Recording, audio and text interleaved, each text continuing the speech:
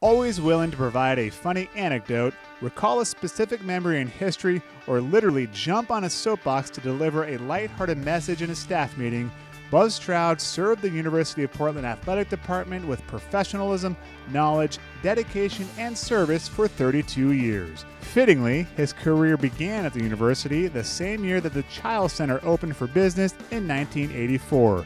It was a new era of pilot athletics, and Buzz was as much of an influence on the trajectory of the department as the building itself. Upon winning the university's Miltner Award for the most outstanding administrative staff member in 2015, it was noted that Buzz has done every single task and responsibility possible in the world of college athletics during his 32 years and done them with wit, integrity, and an amazing memory for facts and anecdotes.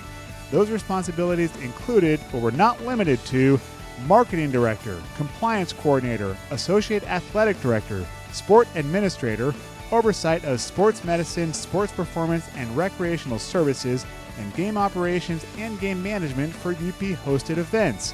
Buzz led Portland's efforts in hosting a variety of high-profile events, including the 1994 NCAA Women's Soccer College Cup, 2006 NCAA Men's Golf Championship, and 1992 and 2007 West Coast Conference Basketball Championships.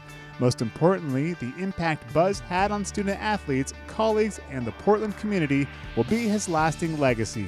When former student athletes return to campus, often the first person they seek out is Buzz.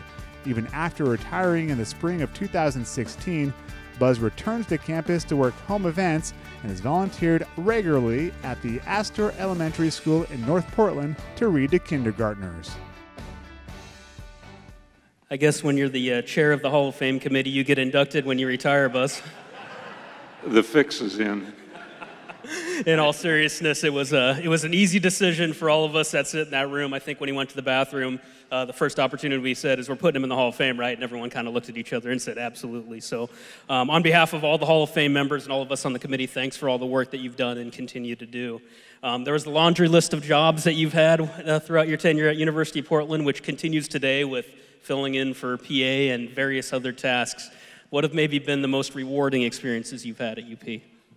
Well, of the list that was provided, the one that gave me the most headaches and the least amount of sleep was the compliance coordinator. Probably most of the coaches would have thought my middle name was Dr. No, as in, no, you can't do that, and no, you can't do that again. But all of them let me be part of a really, really exceptional team. And the institutional support, the support of colleagues was phenomenal.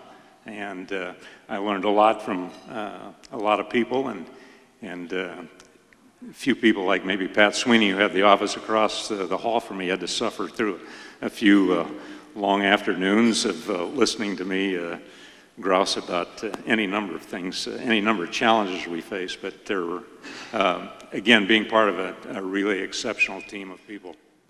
You were here for many years and saw many impressive feats in University of Portland athletics and at the university. What are some memories that stand out? Well, I think Joe and I were talking about the old soccer field where on Friday afternoons or Saturday mornings, we were out there putting up a temporary fence with tarps, and then we'd have back in those days with no lights, we played Saturdays and Sunday afternoons, and my hat's off to the soccer athletes that could play back to back, but we'd show up on Sunday morning and find out that the wind had blown the fence down, so we were back at work that Sunday morning putting the fence back up. I think that going back to the teamwork concept, hosting the 1994 Women's Soccer Championship semifinals and finals, we had a fairly small staff. A little bit different perspective than what we have now. So there were some real challenges, but it was so rewarding. One, Portland was part of the championship. Beautiful facility, kept our fingers crossed on the weather and the field, and you know, everybody pulled together and made it work, and came off in I think we set the standard for future championships. You talk about setting the standard, and as someone who worked in game management and served as the host for visiting teams for many years, it's funny how many teams come through now, and the first thing they say from a coach is, "Where's Buzz? Where's Buzz?" What do you miss most about the grind of collegiate athletics?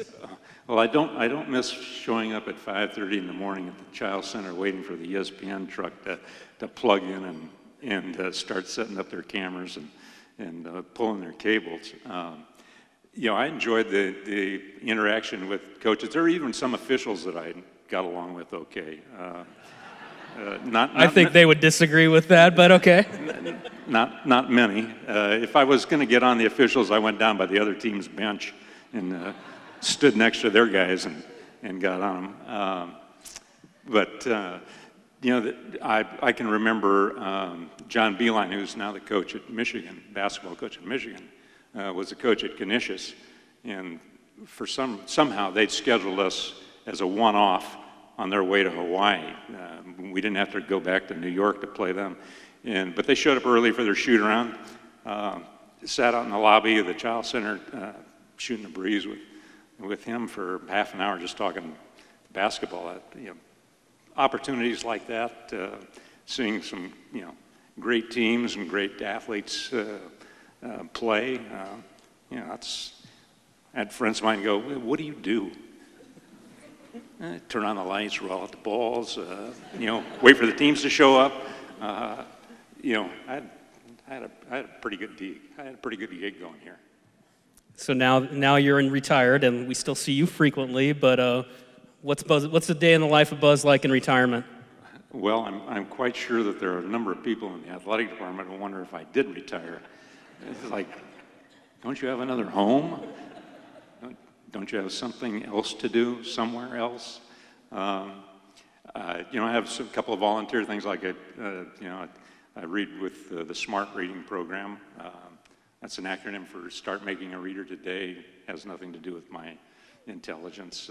Probably some people think my reading level is pretty good at, you know, I'm probably well matched with kindergartners.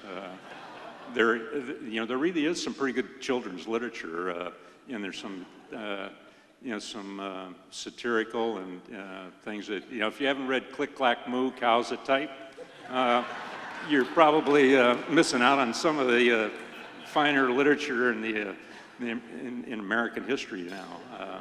You know, so that's part of it. I have a volunteer opportunity with students down at Linfield College, and I was trying to work on my golf game, hopeless. Actually ended up on an injured reserve list because of it, with a herniated disc. So, you know, I'll have to try something else. I don't know. But stay as you know, it's the old thing. Well, I didn't get it done today, but it'll always be there tomorrow. So, I guess that's the byword. Always stand-up comedy if you get bored in retirement as well. Anybody else you want to acknowledge or final thoughts while you have the mic? Well, my rule of thumb in making public presentations was always leaving the audience wishing they'd not heard enough rather than too much. Sorry, you're out of luck tonight.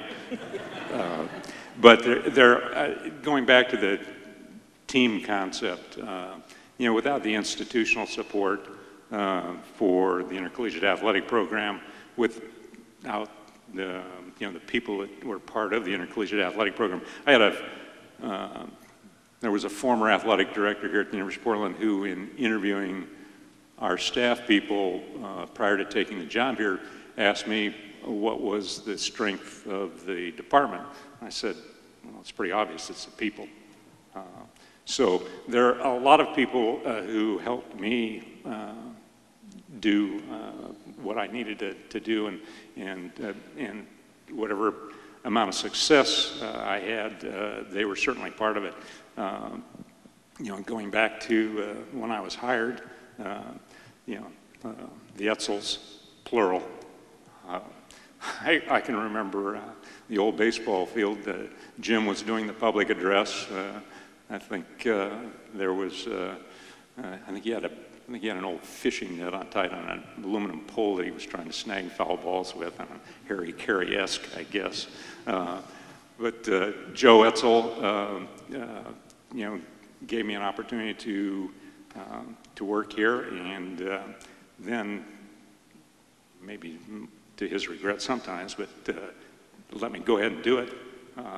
You know, that was kind of his approach: hire people, good people, and put them to work. You know, colleagues like Pat, Bill Irwin, Clive, Rob. I was here long enough ago that Rob Connor was an undergraduate, and was actually, you know, in contrast to what Brian was talking about in terms of his communication skills, Rob actually wrote biographical sketches of men's basketball players for our game programs back when he was undergraduate communications major. So don't sell Rob's communication skills short. Gail Ventura, who was Joe's administrative assistant, kept me from going off the rails any number of times, and you know, showed me the lay of the land. You know, my sister and brother-in-law had flew out here from Virginia. You know, great sounding boards. Probably, you know, one-way conversations like holding the phone out here and listening to me roll on and on and on, and probably going, you know, we have this family plan, but the cell phone minutes are just about expired. You know, I don't want to forget anybody. I'd just like to thank you know, all my colleagues, past. I'd like to thank Scott Latham and the current staff for at least giving me the perception that I'm still relevant. Although, you know, as you move up in age, that sometimes become a little tougher challenge. You know, I look in the back, and there's Mike Fig Noonan, part of our basketball table crew, Faye Beeler. You know, those people always made me look good. You know, I could go on, and I know you're going, I hope he's not going to. But again, I'd like to thank everyone.